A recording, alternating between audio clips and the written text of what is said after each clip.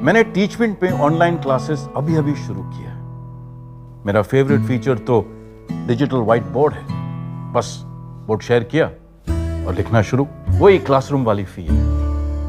पहले थोड़ी प्रॉब्लम होती थी क्योंकि कुछ स्टूडेंट्स को फॉर्मूला अच्छे से दिखाई नहीं देते थे, लेकिन अब सब कुछ क्लियरली दिखाई देने लगा है। वो खुश तो मैं खुश। इसीलिए कहते हैं कि टीचमेंट पे टीचिंग आसान है। अभी डाउनलोड करें टीचमेंट, इंडिया का नंबर 1 टीचिंग ऐप। हेलो दोस्तों, कैसे हैं आप? आई होप आप बहुत अच्छे होंगे। दोस्तों, स्वागत है आपका मेरे इस चैनल में फिर से। दोस्तों, मैं आज आपके सामने एक नई कहानी लेकर फिर से उपस्थित हुई हूँ। कहानी बिल्कुल सत्य है।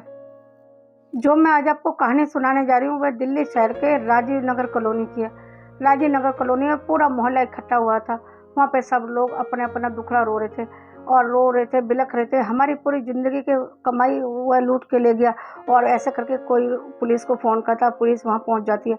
इतने सारे लोग एक साथ अपना रोना बिलखना कर रहे थे, अपना दुख सुना रहे थे और चिल्ला रहे थे, अब हम क्या करेंगे, हम कहाँ रहेंगे, कहाँ से लाएंगे इतनी रकम। ऐसे करके सब रोने बिलखने लगते हैं। सब किसी को समझ में नहीं आ रहा था क्या हुआ। इतने पुलिस आके जब पूछताछ करती है तो क्या हुआ। पुलिस को तो वैसे किसी ने फ़ोन करके बुलाया था क्योंकि यहाँ पे फ्रॉड हो चुका था। फ्रॉड भी छोटा मोटा नहीं, पूरे 10 करोड़ का फ्रॉड। पूरा मोहल्ला वहाँ इकट्ठा हो चुका था और हर कोई अपना अपना दुखड़ा रो रहा था। इतने में मीडिया वाले और पुलिस वाले सबसे एक एक करके बयान लेना शुरू करते हैं। मीडिया वाले भी पूछताछ करते हैं। तो एक लेडीज आगे बोलती है कि एक डॉक्टर रहता था हमारी कॉलोनी में। कम से 25-30 साल पुराना डॉक्टर था। पूरा मोहल्ला उसके पास इलाज के लिए जाता था और बहुत विश्वास करते थे हम उसके ऊपर।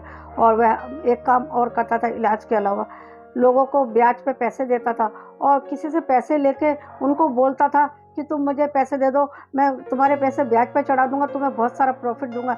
ऐसे करके सब लोग लालच में आ जाते थे क्योंकि वह उसके ऊपर बहुत विश्वास था लोगों का, क्योंकि सालों से वह वहीं रहता था, इसलिए उसने सबका विश्वास जीत लिया था। और वह कमेटी भी चलाता था। कमेटी तो बहुत बड़ी बड़ी चलाता था, हम हमेशा उसी के पास कमेटी डालते थे। इतने में एक महिला और आती है, मीडिया वाले से बोलती है कि जब मेरे पति जिंदा थे तो मेरे पति भी उसी के पास कमेटी डालते थे और 20 लाख की कमेटी डाली हुई थी। 20 लाख की कमेटी डाली हुई थी। जब मेरे पति की डेथ हो गई उसके बाद मैंने डालना शुरू किया। बहुत दिनों से हम इसके पास कमेटी डालते, कभी उसने ऐसा नहीं किया। और आज ना जाने में अपना सब कुछ बेच के कहाँ गायब हो गया। बहुत सारे लोगों को पैसा लूट के चला गया। कोई कहता है कि हमारी तो सारी पेंशन जो मिली थी हमने सारा उसी को दे दिया था कि हम बैठे बैठे ब्याज खाएंगे, सारा पैसा उसी को दे दिया था, हमें बहुत विश्वास था। कोई कहता है कि हमने मकान को गिरवी रख के उसके पास पैसा दे दिया था ताकि हम मोटा ब्याज खा सके। ऐसे करके अपने अपनी बातें सब सामने रख रहे थे। पुलिस भी सबका बयान ले रही थी और मीडिया वाले भी सारी सबकी बातें सुन रहे थे। उसमें से एक औरत आके फिर बोलती है कि मेरे पति की जो फंड मिला था सारा मैंने उसी के पास रख दिया था कि मैं ब्याज खाऊंगी, फिर उस पैसों से अपने बच्चों की शादी करूंगी। और एक बेटी की तो मैं शादी कर चुकी थी। मेरे बेटे ने मना भी किया था मुझे, मत दो उसके पास इतना मोटी रकम, लेकिन मैंने उसकी एक बात ही नहीं मानी।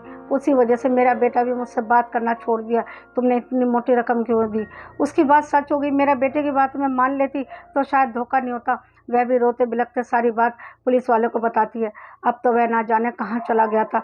अपना क्लिनिक, दुकान, मकान, सारा पैसा लेके ना जाने कहाँ चला गया था। इतनी बड़ी रकम, 10 करोड़ कहीं कम नहीं होते। पूरे मोहल्ले ने, किसी ने 20 लाख, किसी ने 50 लाख, किसी ने इतनी मोटी मोटी रकम उसके पास जमा किए हुए थे।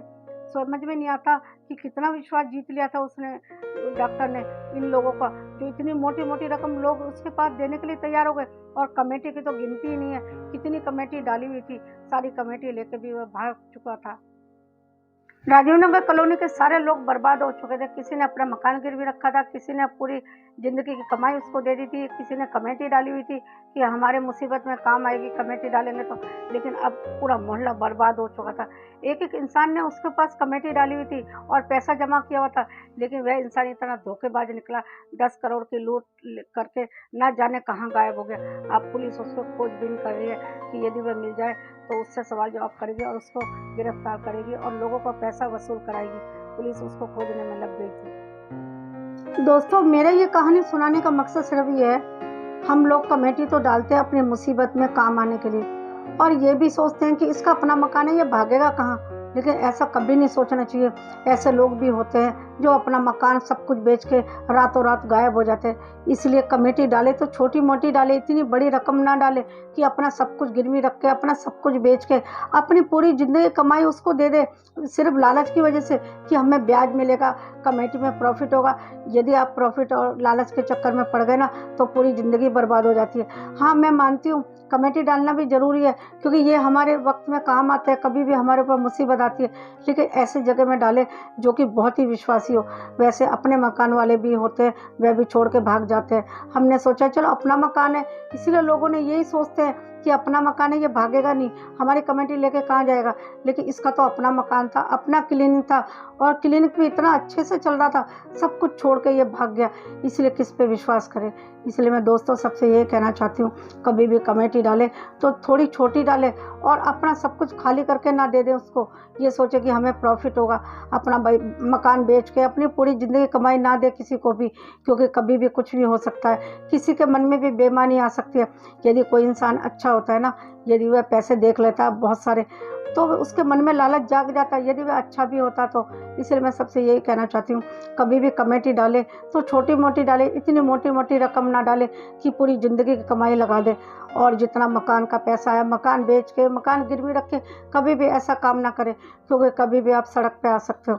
यदि इतना बड़ा फैसला लोगे तो कभी भी कुछ भी हो सकता है, क्योंकि फ्रॉड करने वाले बहुत सारे लोग होते हैं। किसके मन में क्या आ जाता है कोई कुछ नहीं कह सकता।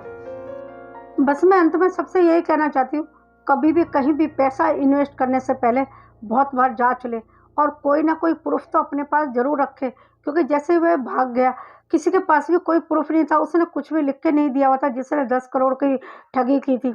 यदि वह पकड़ा भी गया तो ये बोलेगा कि मेरे पास तो कोई सबूत ही नहीं है। इनके पास क्या सबूत है कि मैंने इनका पैसा ठगा है?